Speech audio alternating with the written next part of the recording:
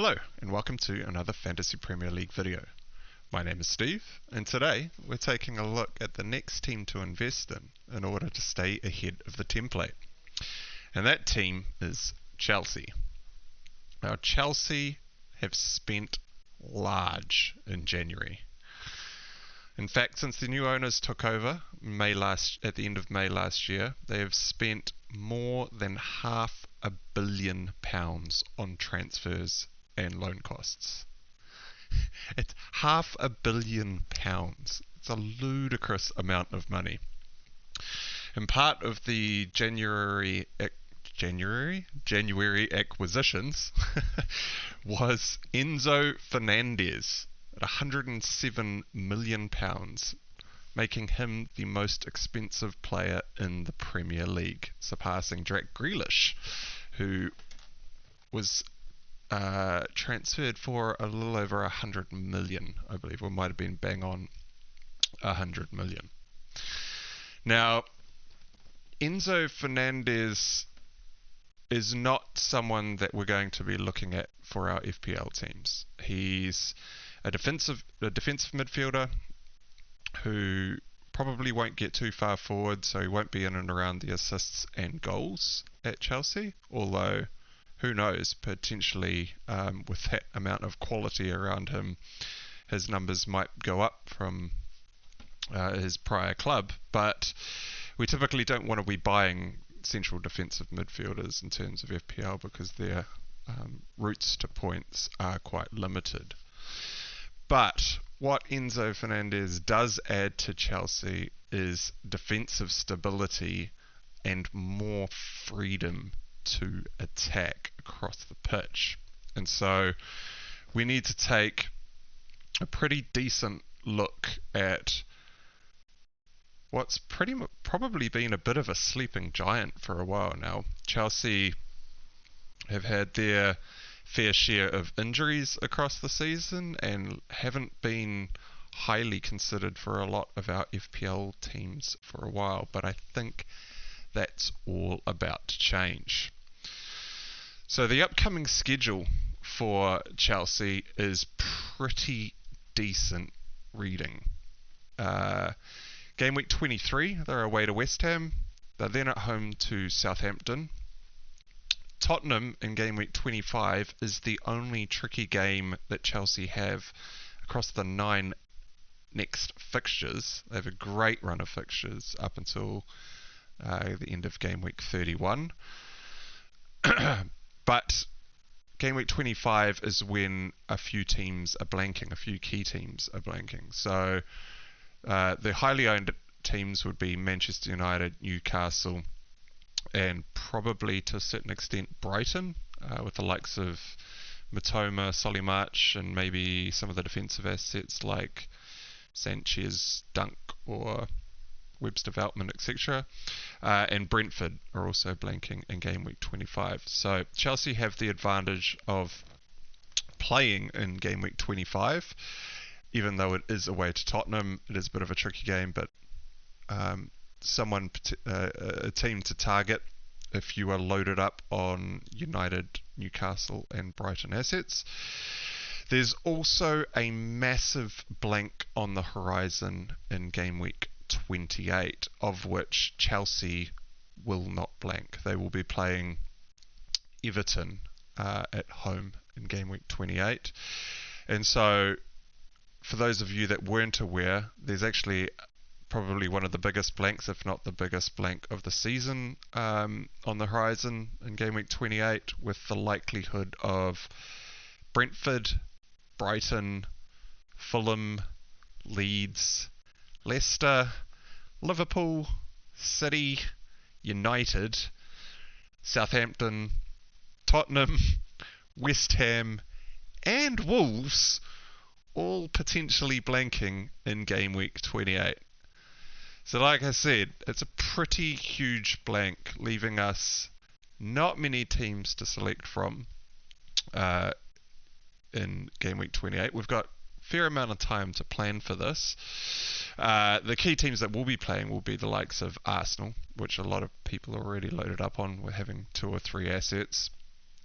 But with this run of fixtures for Chelsea and the fact that they play in 28, they look like they've got a pretty good double, a potential double in 29 as well, where they play Aston Villa and Liverpool probably at home with a likelihood of 35 to 65% by Ben Crillin's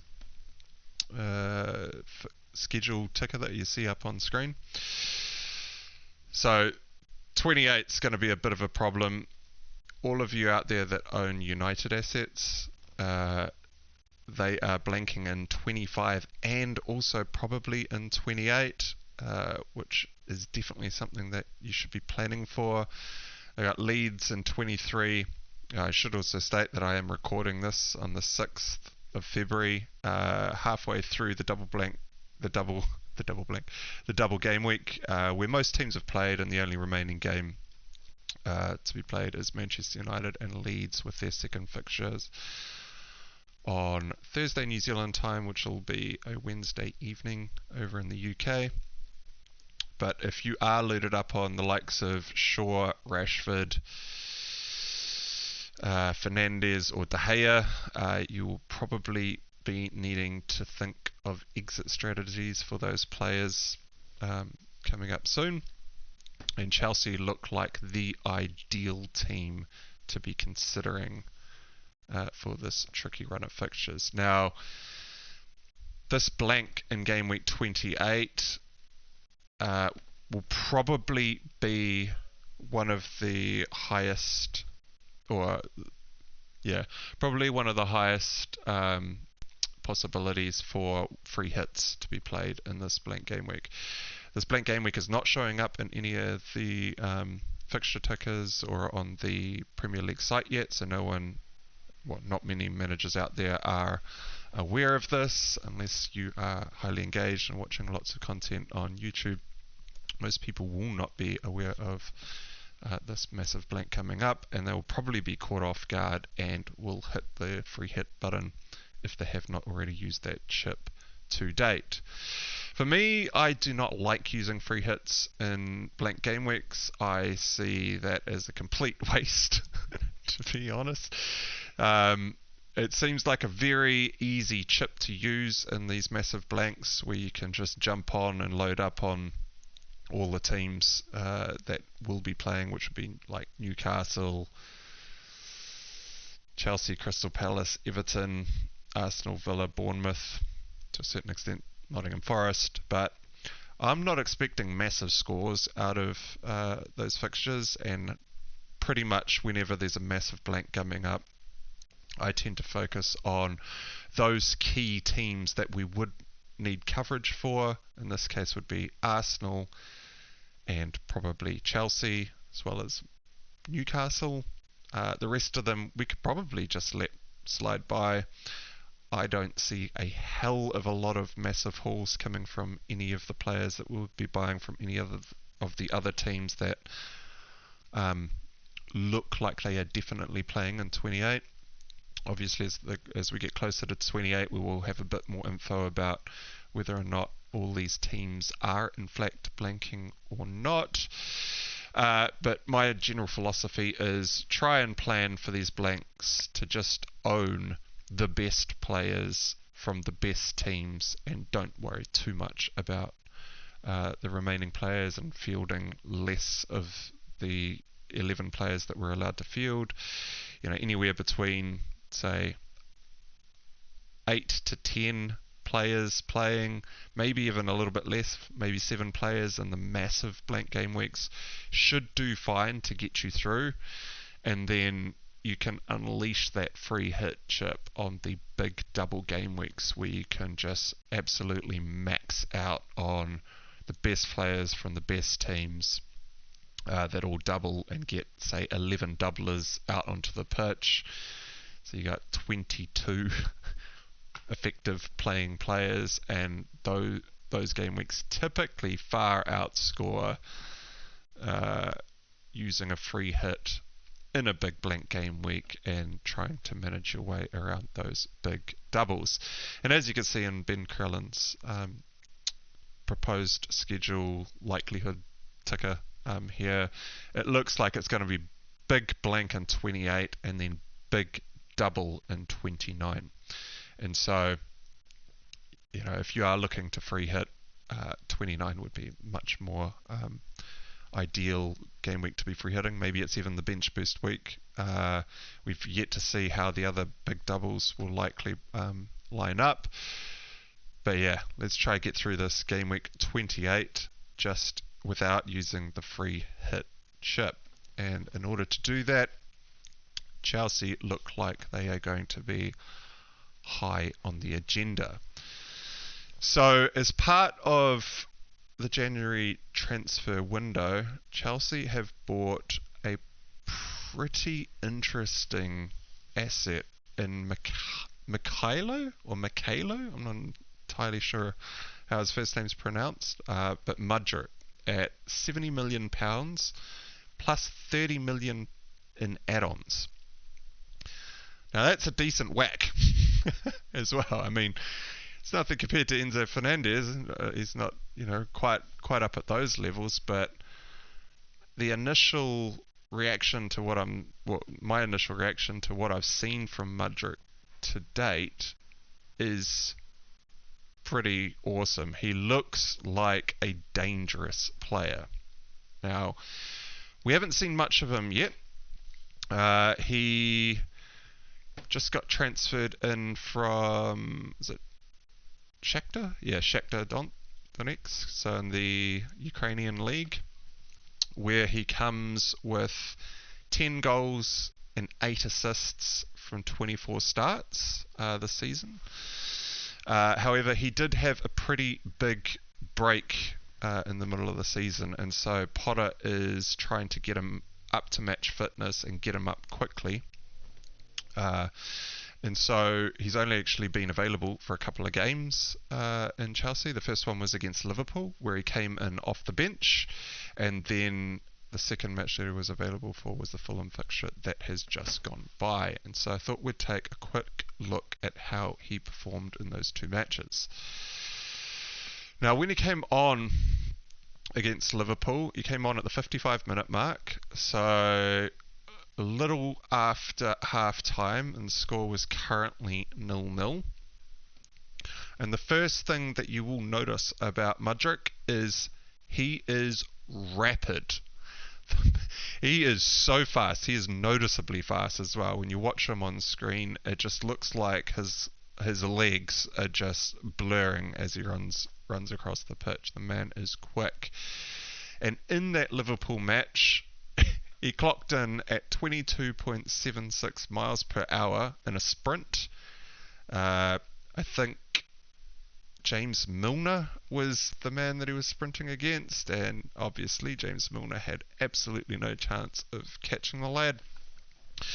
But that is actually the fastest player in the Premier League. So it took him 35 minutes in his first match in order to clock the top speed in the Premier League. Now, he's not only just fast, he looks like an amazing dribbler as well. So within 8 minutes of coming on the pitch against Liverpool, he received the ball inside the box. I think it was wide left.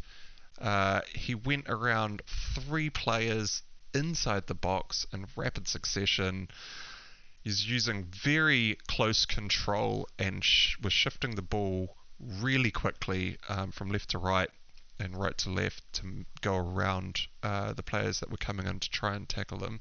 And he eventually got clear of everyone in the box and managed to get a free shot on target, of which he hit with, I think, his weak foot, left foot, and hit it wide of the post. So he didn't hit the shot on target, but given the severe lack of game time that he's actually had up until this point, brand new into the team, 8 minutes onto the pitch, and he goes to show something like that, it is pretty good signs for Chelsea.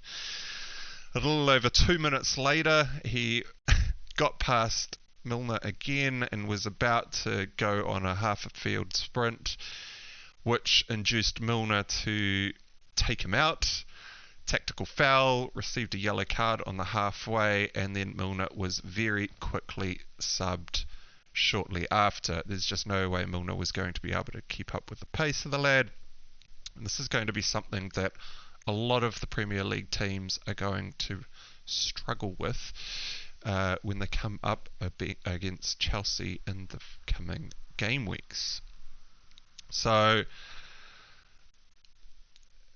he also showed his dribbling skills on a couple more occurrences in that 35 minutes in which he appeared. Most of it was in the middle of the park, but I don't want to say Messi-like because I don't want to compare him directly to Messi, but I don't know, he seems to have that dribbling awareness where he looks relaxed while he's doing things very quickly, which just goes to show the confidence that the guy has in his dribbling ability and how he likes to run at people on the pitch.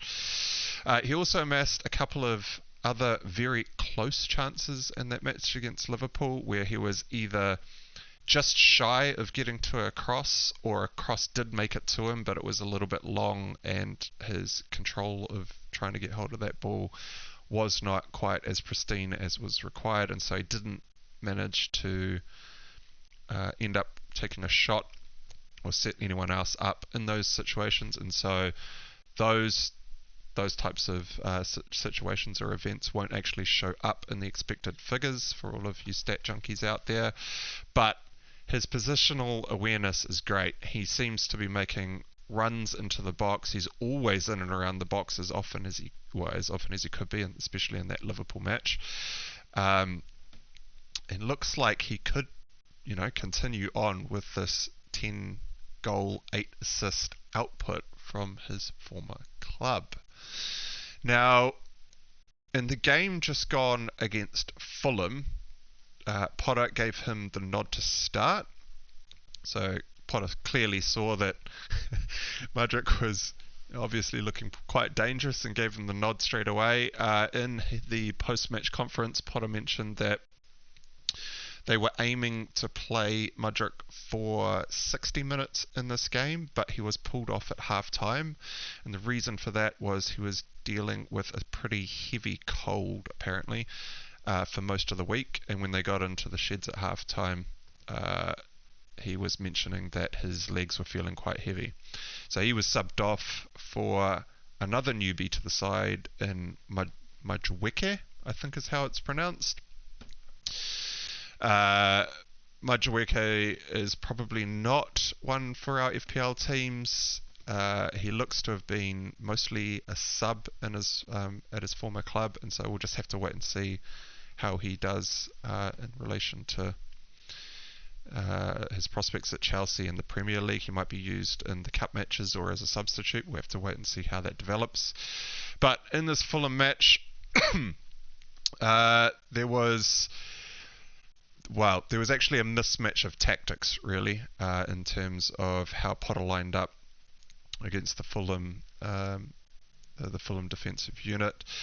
Mudryk likes to receive the ball wide on the wing, basically on the half turn, so he's kind of got his back to the sideline, can receive the ball, seeing pretty much most of the field in front of him, and then run at his the man that's trying to mark him. He wants to get into as many one-on-one situations as possible. But what ended up happening in that Fulham match was, due to the way that they were lining up, which was basically a 4-4-2 or a 4-4-1-1, they actually shut off the ability for Mudryk to receive the ball with his back to the sideline. It ended up that he was receiving most of the balls to his feet with his back to goal, where the right back, who was actually playing at right back in the Fulham team, was quite often right up on Mudryk, so he didn't have the vision to or the time to turn and have a run at his man. Potter did adjust his tactics in the second half, which saw Cucurella come into the central defensive midfield to kind of play, it's sort of like what Pep does with Rico Lewis, where he comes off the left wing-back role, and instead of playing as more of a wing-back, which was also detrimenting Mudryk's chances, he came into the more defensive midfield role to take out the two guys that were running around and shutting down Fernandes, giving Fernandes a bit more freedom. Also allowed Mudryk a bit more, well, would have been Mudryk, but it was Mudryk, a little bit more space.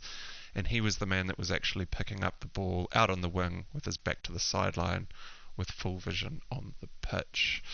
So Mudryk was sick and the tactics weren't really aligned to exploit Mudryk's set of skills, but we should see that change moving forward. Now, Chelsea come up against David Moyes' West Ham this week. They are away.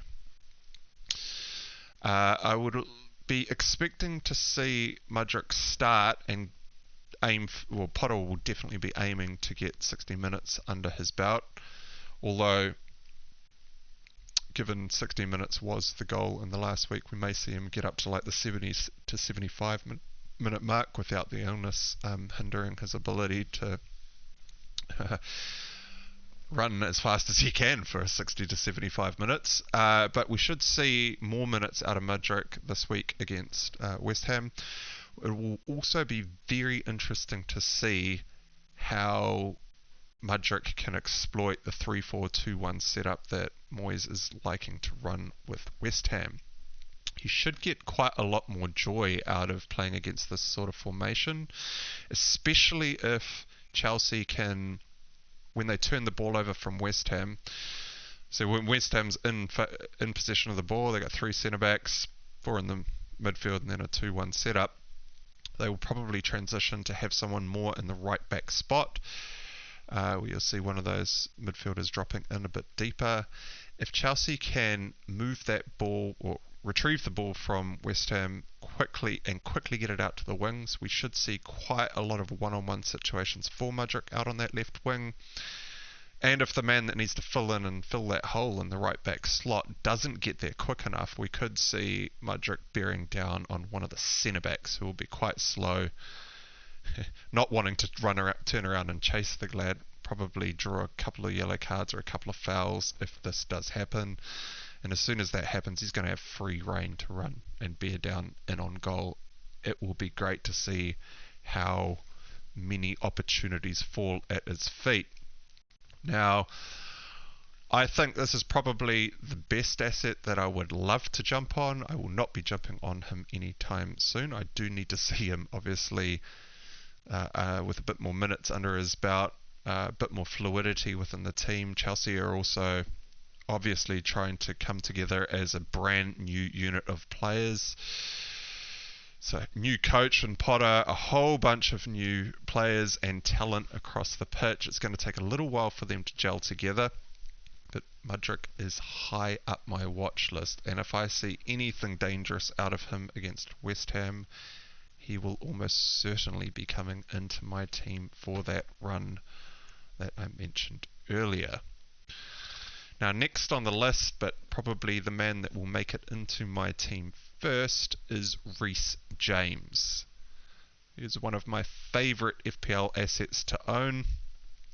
He consistently bombs forward with overlapping runs, is always sending extremely dangerous crosses into the box, and often ghosts into the far post to unleash his pretty clinical shot on him. He's also on a lot of direct free kicks, as well as of his fair share of corners and indirect free kicks. So Reece James has an absolute plethora of ways to score points in the Chelsea team, and if we see Chelsea really start to attack fluently, we could start to see some monster hauls coming out of Reece James, as we have seen in the past. Now, he's down at 5.7 million, which is an absolute steal. Surprisingly, he's still owned by 11.8% of managers out there, even though he has been injured for a very long time. He picked up a pretty severe injury way back in game week 10. He got himself back to fitness across the World Cup break, and in that match, can't remember who it was against, but in game week 17, the first game back after the World Cup, he re-injured himself after just 52 minutes and has been nursing himself back to health since. However, he did manage to start in the Fulham fixture, and we already saw very consistent output from what we would expect from Reece James, getting forward, sending crosses in, like I said earlier, and we can just expect that to continue. He is probably the best player in Chelsea's team. Well, was the best player. With the addition of all the new assets, who knows if he's the best player anymore, but he comes with a certain amount of pedigree and will be someone I will definitely be getting into my squad. To deal with that game week 25 blank, where I have the double up in Newcastle defence at the moment, both of which will not be playing game week 25. I also have Luke Shaw in my team, who will not be playing in game week 25. I have Bueno in my team, who will be playing in game week 25, but did not play at all this week. It's the first time he was left off the bench. And I also have Patterson on my bench, who is still flagged as injured. Might be back in time for game week 25, but at the moment I have 5 non-playing players in game week 25, so it is something I will definitely need to address in my coming transfers. Now, James actually managed to make it almost to the 60-minute mark at the weekend. He was pulled off, I think, at like 58 or 59 minutes. And I expect we will probably see Reece James start again and play another 60 to 70 minutes in their game away to West Ham this week. You could almost bring Reece James in straight away. If you're looking for a defensive transfer out there, I would recommend just jumping on Reece James. The only thing that you actually have to worry about is whether or not he re-injures that injury that has had him out for so long. But considering he's just come back and immediately played 60 minutes, like he wasn't just eased back in like a 35-minute here or a half here or there. He's just come straight back in to start and played almost 60 minutes. So Potter is just showing how much he values him, how much he needs him in the team. And I expect that will just be the way it will go moving forward. So even though he may get pulled off, say around the 60 to 70 minute mark for the next week or two as he comes back to full match fitness, he might not. He might already be there and make it out the full 90. But I suppose with the added bonus of coming off slightly earlier, he may lock in that clean sheet a little bit earlier if Chelsea look at all like they are going to lose it. But you really want Reece James on the pitch for that full 90 minutes in order for him to really get his chances away at getting any sort of assists and or goals, and hope for one of those monster hauls that we have seen him do so often in the past. The third top player that I would probably recommend getting into your teams out there is Kepa. 4.6 million in net. He is probably the best value keeper in the game at the moment. When he is keeping clean sheets, he seems to be racking up the bonus as Chelsea aren't attacking as fluidly as they will be in future. So maybe those bonus points do, dry up a little, but the last 3 weeks he's gone 10, 9, 10. Just phenomenal. Chelsea's defense was put under the microscope game week 17, and they looked a little bit shaky early on. Some people even got fed up with Kepa and even transferred him out for the likes of, say, someone like Edison to get surety of starts in that City defense. But for 4.6 million, I don't think you could go wrong with Kepa. If If you're looking for a keeper, not many people out there are typically looking for keepers, but if you're on, say, some sort of keeper like a Sanchez or someone who's going to blank in game week 25, you'll probably want to look at making the switch to someone like Kepa. He's only 7.7% owned in the game, and so he's actually quite a differential, even though you'll probably see a lot of content creators out there on YouTube recommending Kepa or actually even having him in their teams. He's not owned by many people out in the game, and so every time he gets a haul, you are just climbing ranks. He's actually one of the biggest reasons why I'm on my 7th green arrow in a row this week. Still a couple players to play, but I think that green arrow is all but locked in at the moment, and a large part of that is due to owning Kepa. He's a great way to get in on a defensive double up with the likes of Reece James. So I'd say top 3 assets at Chelsea would be in order, probably James, Kepa, and then hopefully someone like Mudryk. Although I would like to see Chelsea generate a lot more shots, a lot more dangerous attack before we go and jump on someone like Mudryk, but Mudryk's actually down at 7.1 million, so super cheap, really easy to get into your teams, and could be a huge differential. Jeez, messing up my words today. Could be a huge differential for you guys out there to climb up the ranks. Now, a couple of other notable mentions in the Chelsea squad to keep an eye on. Sterling, 9.7 million, probably a little bit overpriced, or definitely overpriced considering his output and the prospects of the Chelsea attack over the last 4 to 5 game weeks. But with Enzo Fernandez in the team, Mudryk looking like a great attacker, there's going to be a lot more stability across the pitch. They should hold on to the ball a lot more often, and Sterling may get his fair share of opportunities up front. He may be playing up front, don't know. Havertz seems to have locked down that striker position. Sterling will probably be out on the right wing, assuming one of the other new assets doesn't actually overtake his spot, but I don't think so. I think Sterling will probably still be first choice. He's coming back from injury as well, and is currently only owned by 3.5% of all players in the game. And the other final mention is actually not someone that we should be looking to bring into our teams, but Ben Chilwell is back from injury as well. He actually got minutes in the game against Fulham.